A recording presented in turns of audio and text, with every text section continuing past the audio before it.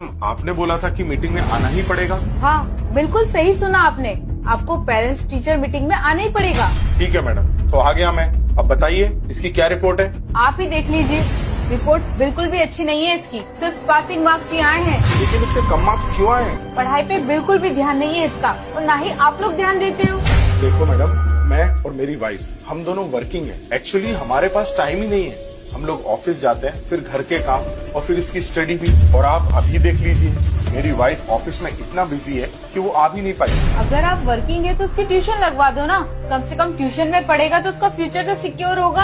अच्छा बेटा, आप बाहर जाकर बैठो, मैं आता हूँ। मैडम आप एक बात बताओ, अगर इसको हमें ही पढ़ाना था, ट्यूशन वालों से ही पढ़वाना था, तो फिर हमने इस स्कूल में एडमिशन ही क्यों दिलाया? आपके बोलने का मतलब क्या है? मतलब ये मैडम कि मेरा बेटा सुबह 9 बजे से लेके दोपहर के 3 बजे तक 6 घंटे आप लोग के साथ में रहता है। जब 6 घंटे में आप लोग ही नहीं पढ़ा पाए, तो मैं 1 घंटे पढ़ा के या कहीं कोचिंग पे 1 घंटा पढ़ के क्या ही कर लेगा वो?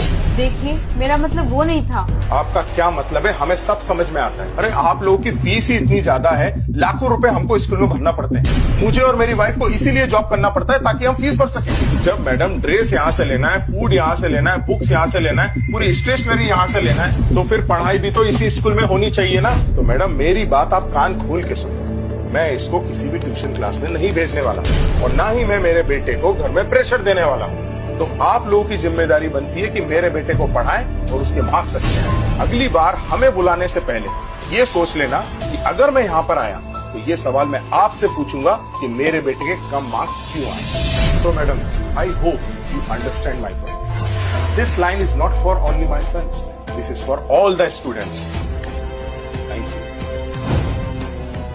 दोस्तों, एक बात तो बिल्कुल सही है, आजकल के स्कूल्स का ध्यान फीस लेने में है, ना कि बच्चों को पढ़ाने में।